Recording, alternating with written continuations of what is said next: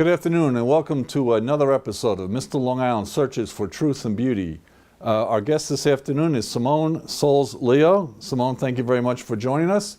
And the premise of the show is we look for things that need to be talked about on Long Island to help improve the region, but we also look for the special things that make Long Island such a wonderful place to live, work, and raise a family. So the truth is what needs to be talked about, and the beauty is all the great things that we have going for us here in Long Island.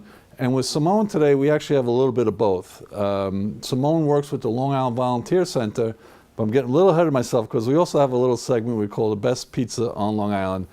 And the reason for that is, Simone, is Long Island is such a diverse region, 126 different school districts, all these kind of municipalities. The one thing that every town in Long Island has in common, the one thing, is a pizza place. And all Long Islanders have very strong opinions about pizza, so we are on a quest to find the best pizza on Long Island, and I have to ask you, what's your favorite pizza place on Long Island? It's a tough one, Michael, but I'm going to have to go with Phil's in Massapequa. Phil's in Massapequa, okay. So that's a Mr. Long Island first, because you're the second guest to bring up Phil's, so we are definitely going to have to check out this place. Yes, it's very good. And it's on Hicksville Road, north of Jerusalem, I believe? Yes. Okay. And what makes it so good? They have a variety of different pizzas. It's very creative, so whatever you're in the mood for, you can Very have good. that So there you slice. have it, Phil's in Massapequa. Let's talk about the Long Island Volunteer Center. Tell us a little bit about it, and I want to get into a specific event that you have coming in, but what is the Long Island Volunteer Center? Sure.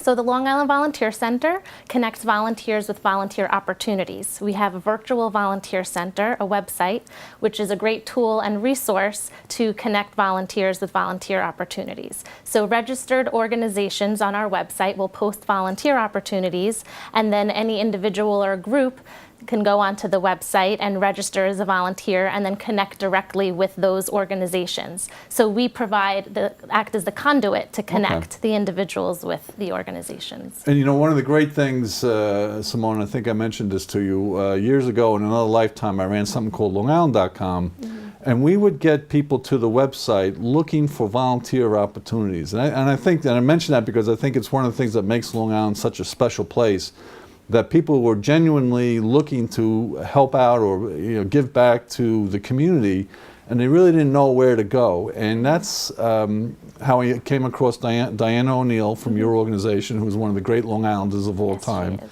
And through talking with Diana, this whole thing came to evolve. And I just think it's so wonderful, one, that you have all these people looking to volunteer, and then two, of course, you have all these needs. What's a typical need, or is there a typical need, or do you have a busy time of year? I imagine around Thanksgiving you get a lot of inquiries. Right, there is a lot of inquiries during the holiday times, and like soup kitchens wanting to volunteer, donate foods. But it ranges anywhere from needing tutors, or hospitals looking for volunteers, food pantries, any type, for veterans, educational purposes, environment, animals. Okay, so any Long Islander who finds has a little bit of time in their hands, or they just want to become a part of something and they're not quite sure where to start, or they're not part of a church, or so if they're looking, can they scroll down to different opportunities? Yes, so what I would do first is when you go to longislandvolunteercenter.org, you register as a volunteer, and then you're able to search different volunteer opportunities based on interests, based on location, and then you can read the volunteer opportunity that's listed and then connect. You could sign up or express interest, and then that volunteer coordinator of that organization will then be in touch with the individual, and then they look to connect. And is there, let's say you register, is there, does it ever come up where like a bunch of volunteers are needed all of a sudden, and does your organization reach out to them and say, hey, we need X number of people at such an event? Yes, so we look to do that as well. We look to post the opportunities on our website. We look to do press releases. We have a blog, and we also have Facebook and Twitter. So we definitely... So how great is your job? Your job is really just to coordinate all these wonderful people with all these opportunities. It's the best job in the world. I would imagine it's very rewarding. It is. What was your favorite episode or occasion where he's like, oh my God, I can't believe I'm the one, I helped put all this together? Oh boy. I have to say, I started 12 years ago. I was an Okay. undergraduate social work student at CW Post, and we got involved with the Prom Boutique. And the Prom Boutique is an opportunity for girls across Long Island that can't afford to buy their prom dress, accessories, shoes to attend their prom. And so we have this boutique where we invite girls across Long Island to attend and to select a whole outfit. So they leave with gleaming, faces and smiles Wow. and a beautiful outfit. And it's a job well done because they worked so hard in graduating high school and putting such hard work in, and they should be able to celebrate that. So we offer them the opportunity to do that. About how many young women participate in this program? Last year we served almost 2,000 young Wow. women.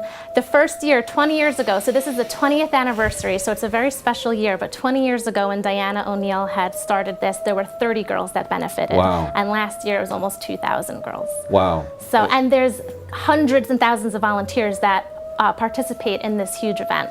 Well, I would imagine it's fun for them. They get to play, Oh, it's great. mother of the daughter going off to Yeah. the prom without the hassle of... It's a real good Right. feeling event. It really is. And actually, this Sunday is collection day for this 20th year anniversary. So Sunday, April 6th, there's about maybe 10 different locations across Long Island where you can donate a prom dress, a pocketbook, jewelry, shoes. So you could go onto the website, longislandvolunteercenter.org. On the right-hand column, there's a button where you can press where to donate prom dresses. And then, okay, so you get... does the supply meet the demand? Do you have to scurry around at the last minute? Or Everything what? goes. We get thousands of donations, and Okay. everything goes. So Yeah. if you're home and you have prom dresses or wedding gowns, bridal gowns that maybe... Everything. Yeah. Go through your closets, woman. Yeah. Okay, and then you bring them down to the centers, and then volunteers go through and they kind of sort them by size and And walk us through a little bit we that. set up so Nassau Community College hosts the first one, and then Hagedorn Resource Center in Hempstead hosts the second one. When you say host, It's the site is drop-off. there. Okay. No, the site, the actual Oh, prom okay. boutique takes place Right. there. So the sites are across, the drop-off centers are across Long Island on the 6th, but at the end of the month, it's invitation only. The girls come and attend, and it's set up like a big department store. And it's all sized, it's beautiful. We have a DJ, it's a lot of fun. And so the girls they can actually, it's like they're going shopping. They're going through. And a lot of times they can take two dresses because there really are usually a lot of dresses. So. Wow. Yeah, it's a wonderful event, and there's so many other great things that Long Island Volunteer Center does. We look to help promote corporate volunteerism through LIVE, which is Long Island Volunteer Enterprise. So the corporations have definitely been more involved in volunteering, and they do a day of service. So they pick different volunteer opportunities. Well, let's talk a little bit about that. So you're talking about companies with, is there a minimal amount of employees? Does it matter the size of the company? No, we have corporations that reach out to us all the time. You do? And we look to, set them up. Why would the corporation be doing that? Walk us through the benefit to the corporation. Well, it's a good team leadership, program, Okay. group, teamwork. You're doing good for the community, and it shows the, corporate responsibility to serve in the community. So by having this corporate volunteer program, it gives the companies a chance to have their employees work together. It's like a team bonding thing. Right, team building exercises. Okay. Yeah. Leadership They love it. exercises. And Yeah. a lot of the times, each year they come back each year. Next week actually is National Volunteer Week, so It is. there is a group from LIVE that is going to take on a project. I'm not sure which one they picked, but they're doing a day of service. All right, I want to come back to that, but I just want to make sure we finish on the prom thing. Sure. Sunday's the collection day. So if you have a gown, do you collect shoes or no? Yes, shoes Okay. are a big one. Yeah. Yeah, gowns and shoes. Yeah. Come on down. New or gently donated. Right, and then if they're bringing them down, can they volunteer to help? What's... If they want to volunteer, Right. I actually can use some volunteers on Sunday if anyone is interested. Well, let's but- say they want to bring them down to see all this stuff and say, well, I really want to be a part of this. What's the next volunteer level? Okay, well, we will take their information, and then Okay. Ann Sprati, our prom boutique coordinator, will look to get them on a list for next year, or even this year if they're able to participate. Okay, so the gowns are set up in the locations that you're talking about, and the young ladies come down to go through. Are there like So we store have hours? to set or- up. No, we they have to set up the appointed day. times? So that Friday before the day of the event is a huge setup day. So we always look for volunteers that day to help sort through everything and then set up the racks and the shoes. So everything really looks very beautifully done. So the young ladies come down on one particular day? Right, they're Oh, okay. invited. They register on the following day, that Saturday afterwards. Okay, and then, so 2,000 young ladies descend on a couple of locations, or? Through, yeah, 2 locations. So Yeah. Nassau and then Hagedorn Oh, Resource and Center. where's Hagedorn In Research? Hempstead. In Hempstead, okay. But the young ladies come from all over the island? Okay, and that's, unfortunately, that number's growing, or how does that? Well, last year was really hard because of Superstorm Sandy. So Okay. there was definitely more of a need. And obviously the young ladies are very happy with, you know, Oh, yeah. Yeah, they leave with huge smiles on their faces. do they keep the gowns or they bring them back? Yeah, it's theirs to keep. Oh, that's very nice. Wow, Yeah, that's terrific. it's wonderful. Okay, so if someone's interested in getting more involved, you know, just bring the gowns down if you have them, come down, and you can talk to somebody there by learning If they more want about to get, right. Okay. They could have dress drives. There's a lot of schools, groups, organizations, corporations that will have drives, Okay. and then they'll look to donate. They bring everything that day. Now, did I read somewhere that you also do business suits, or is that Oh, another that's group? Dresses for Success. Okay. Yeah. No. Well, we'll get them on a Yeah, different yeah. show. All right, so let's get back to the corporate. I want to say philanthropy, volunteerism. You know, years ago I spoke at Philanthropy Day, and we talked about selfish. I got to think about this through. Selfish acts with selfless benefits. No, I got it wrong. Okay. Selfless acts give selfish benefits. Yeah, I got it. Selfless acts. When you do Right. something Yes, nice, yes. you have to benefit think from about it. it, You know, you yes. do have to think about it, which Sorry. is why I was like, boy, I couldn't have picked an easier yeah. topic. When you do nice things, Yeah. good things happen to you. Yeah. I mean, it sounds almost selfish, Right, but the right. reality is, and like you just lit up when I talked about your job, how great it is, Yeah. because it's all about doing good for the community, but you also get to meet some tremendous people. So if I'm running a business on Long Island and I want a team build, or I want my employees to kind of get a sense of how fortunate we are to be here, I might be interested in something like this. And you said most of the corporations reach out to you, or do you reach out to them? Oh, both. Yeah.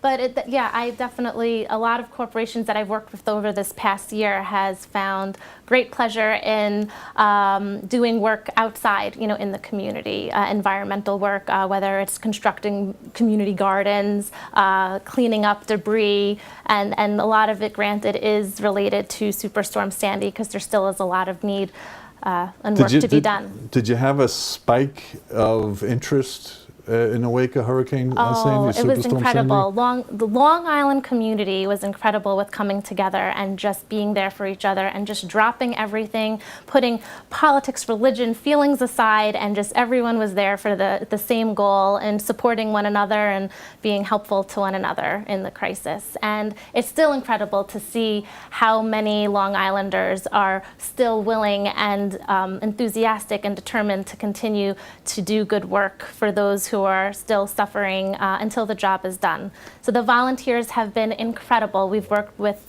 many different disaster volunteer groups that are here, and what we do is we look to recruit to refer. Okay. And that's been part of our new initiative now that the stage of the muck out is over and we're into the rebuild stage.